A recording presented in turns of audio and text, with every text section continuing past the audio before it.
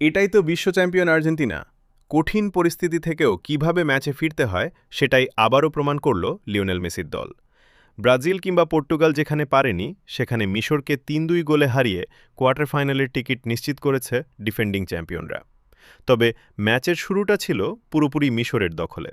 ১৫ মিনিটেই মারওয়ান আতিয়ার ক্রস থেকে হেডে গোল করে দলকে এগিয়ে দেন ইয়াসির ইব্রাহিম। এরপর সমতায় ফেরার সুবর্ণ সুযোগ পেলেও পেনাল্টি থেকে গোল করতে ব্যর্থ হন লিওনেল মেসি। দুর্দান্ত সেভ করেন মিশরের গোলরক্ষক মোস্তফা। প্রথমার্ধে আরও কয়েকটি সুযোগ তৈরি করেও গোলের দেখা পায়নি আর্জেন্টিনা। দ্বিতীয়ার্ধেও আক্রমণাত্মক ফুটবল খেলতে থাকে মিশর।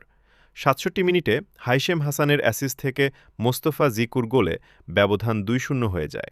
তখন অনেকেই ধরে নিয়েছিলেন ম্যাচটা জিতে গেছে মিশর। কিন্তু এরপরই দেখা যায় বিশ্ব চ্যাম্পিয়নদের আসল রূপ। ৭৯ মিনিটে ক্রিস্টিয়ান রোমেরোর গোলে ব্যবধান কমায় আর্জেন্টিনা। কয়েক মিনিট পরই লিওনেল মেসির দুর্দান্ত শটে সমতায় ফেরে আলবিসেলেস্তেরা। আর যোগ করা সময়ে এনজো ফার্নান্দেসের অসাধারণ গোলে ৩-২ ব্যবধানে অবিশ্বাস্য জয় নিশ্চিত করে আর্জেন্টিনা। ম্যাচ জুড়ে রেফারির কয়েকটি সিদ্ধান্ত নিয়ে বিতর্ক থাকলেও শেষ পর্যন্ত সব আলো কেড়ে নেয় আর্জেন্টিনার দুর্দান্ত ক্যামব্যাক।